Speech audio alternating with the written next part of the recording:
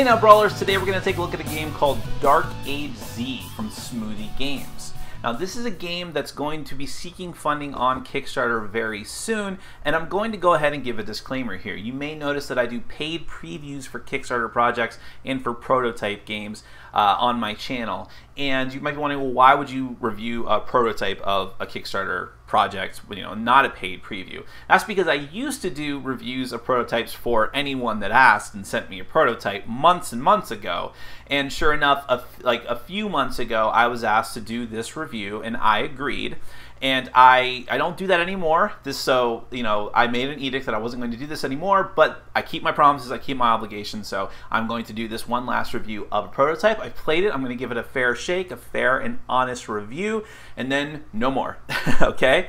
So, in Dark Age Z, it's sort of a mixture of zombie, apocalypse, Ameritrash games with a Euro game. You're each a warring nation in this medieval fantasy world who's trying to become the most prosperous and best nation possible in the midst of a zombie apocalypse. And the last, whoever can survive that and have the most points at the end is going to be the winner. So let's go ahead and do a brief overview of how the game works. Then we're going to come back and I'll give you my final opinion.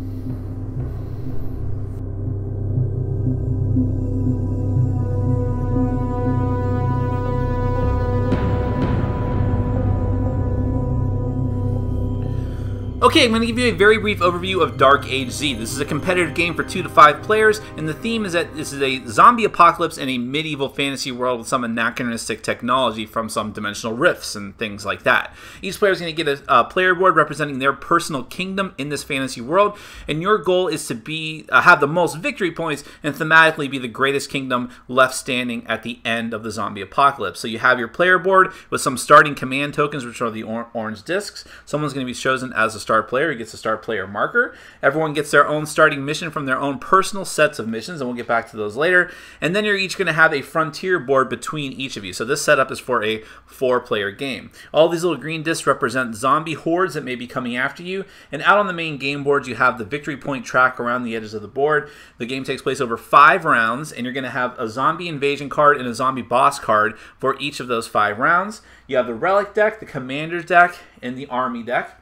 And then you have the little horde marker representing the progress of the zombie horde that's going to change depending on the number of players. Up in the top part of the board, you have the different command tracks for when you do special actions. You're going to have to move those cubes up, and so it gets harder and harder to take command actions as people do them. So that's the basic setup of the game. Let's go through each phase just to give you a taste of how it plays. Okay, phase 1 is all about basically refreshing the game for a new day from the previous round. So at the beginning of the game and on every subsequent round, you're also going to draw a zombie invasion card. And this is going to determine the movement of the zombies and how many of them are going to come out at you. So, by the way, this is the anachronistic zombie part I was talking about with the football player zombie here, even though it's a fantasy world. But in any case, the first thing you're going to look at is the speed of the zombies, which are the feet marks up here. So you're going to look at that speed, which in this case is 3, and then you're going to move the applicable zombie marker up to the 3 spaces. And whenever it gets all the way to the bottom of the track here, all the way to the far right, where the cross swords are, that means the zombie invasion begins, and each player is going to have to deal with all the zombie markers that are in front of their board. But for right now, you're going to look at the other stats on the card. Now this can be a little confusing, but these numbers here, the ones on the far left are power-up numbers. Now you're always adding these numbers. So in instance, the top number here is how many zombies come out for each player's the front of their frontier board. In this case, it's 4. So you're always going to add these two numbers together. In this case, there are 4 zombies.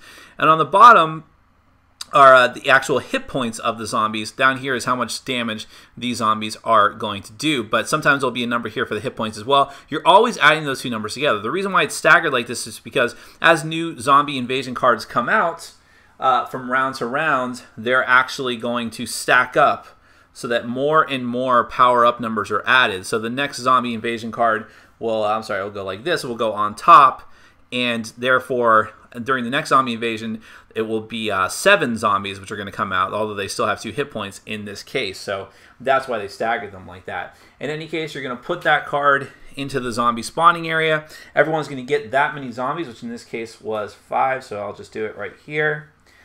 And that's going to be the end of the zombie spawning part. Now there's a lot of other little keep up refreshing things like refreshing your command tokens and getting rid of your used relic cards, things like that. But let's just go ahead and show you phase 2. Now, phase 2 is all about planning, actually preparing for the zombie apocalypse. And there's a lot of different things you can do, and they're all going to take you, make you spend command tokens, but they're all necessary in order to prevent the eventual downfall of your kingdom. Each player is going to take one action per turn, but you're going to keep going around in turn order until everyone's run out of command tokens or everyone passes.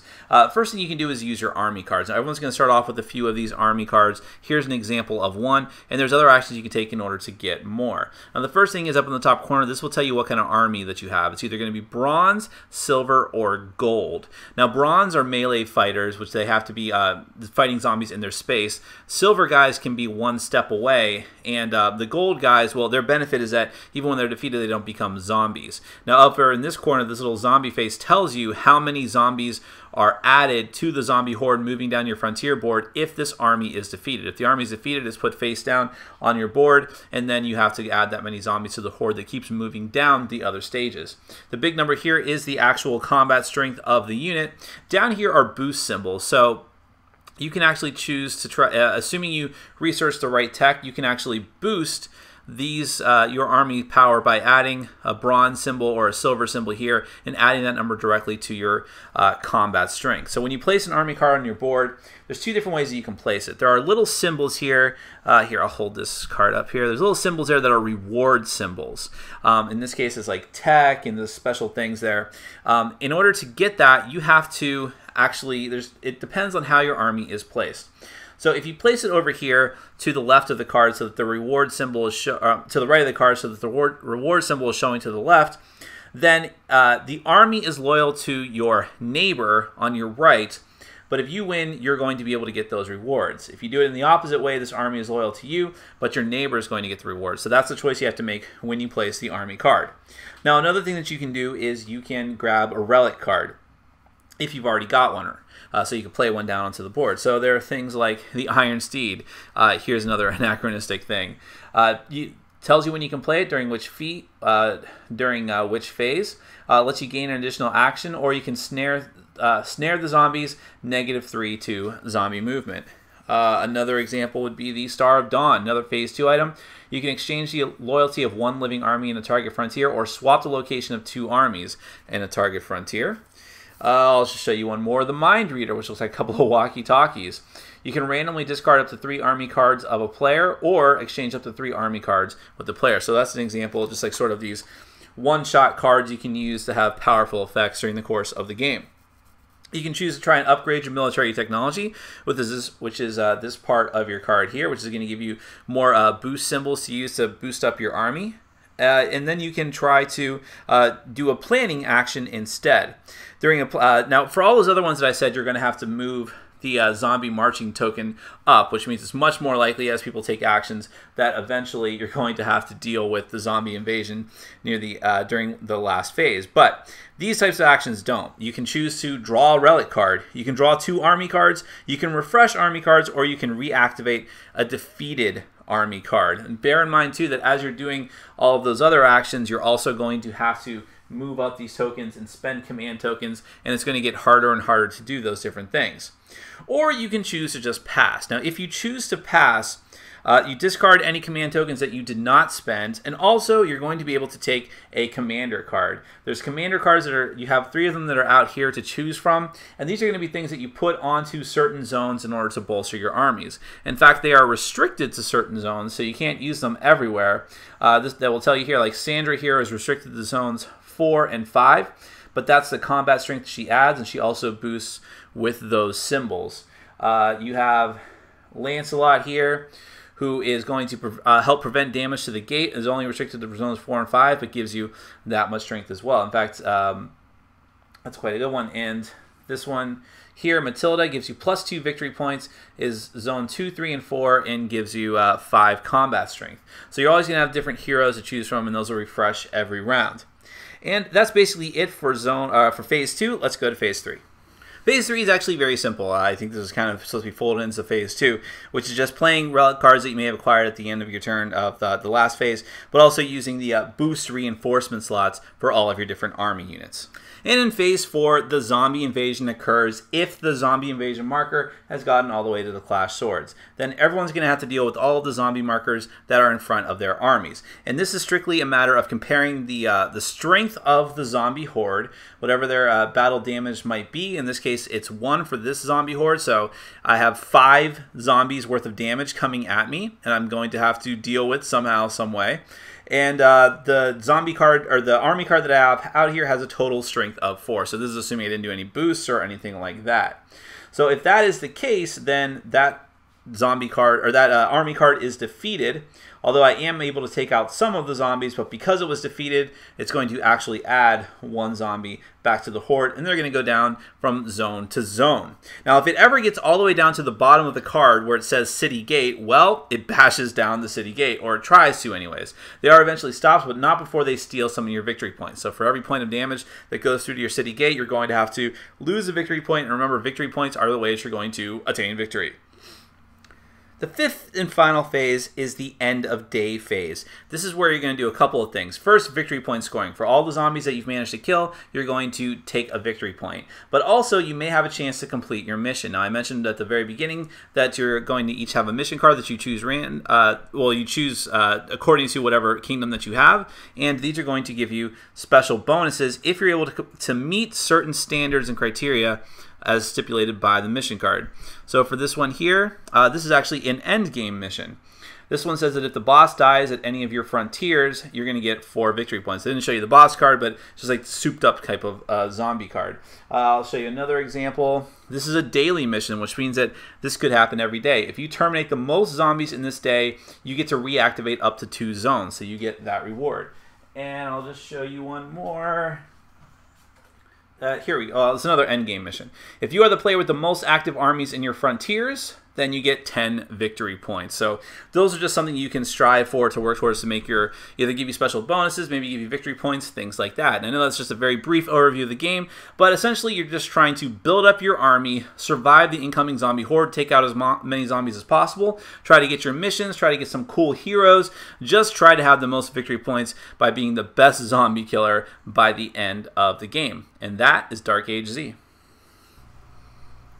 Overall, I like Dark Age Z because I think that it's a very unique game in a lot of different respects. The theme is certainly unique. I mentioned in my intro that this was a mixture of sort of Euro-style gaming where you're essentially trying to acquire victory points. That is your main impetus in what you have to do. But as far as the theme and the things that you have to deal with, it's an Ameritrash game. You're having to deal with these zombie invasions and fending them off along with the other players, while at the same time you're recruiting commanders and using their special abilities and engaging in combat, which are clearly Ameritrash elements. So I like those two blending together and fusing together. There's some really cool mechanics in here, like the idea that if you run out of commands in action, or if you just choose to pass, you can go ahead and take commanders, which is a cool mechanic. And while I only have a prototype copy of the game, I do like the art style and the design, and I think that some of the final artwork that I personally have seen, like on the Board Game Geek page, looks pretty good. So I think that the final product, obviously this was a prototype edition, but the final product, when it's all polished up, will probably look pretty stunning as it is. If I was going to say there's complaints about the game, as far as the version that I've played, and obviously the rules are subject to change, it was probably too long for what it is. But again, this might be more of the Euro-style mechanics coming through. So you do need some patience for this one. I would say that I've played it twice, and one of my plays took, the first time we played it was like 2.5 hours, and the second time got it down to about 2 hours, but and that's even reading the rules ahead of time. But your mileage on that might vary. It might be faster for you. It's also fiddly. There's a lot of different things to keep track of. This is again another, well actually this is more of a emblematic of the Ameritrash side of the game. But nevertheless, I think that you can kind of get past those elements, get together to the fact that this is a unique game. People get tired of the zombie franchise, and people get tired of the medieval warring nations type theme, but at the same time, when those two are mixed together, it feels like something fresh. I do like the theme, I do like the design of it and the concept, and I like some of the individual mechanics. So I think that this is one that you should at least check out, see if it's something that you might enjoy. And if you do, then if you like zombie games, if you like the medieval fantasy fighting together, this might be the game for you. So Dark Age Z from Smoothie Games. My name is Nick, this has been Board Game Brawl, and I'm reminding you to get out there and game every day and in every way. Take care.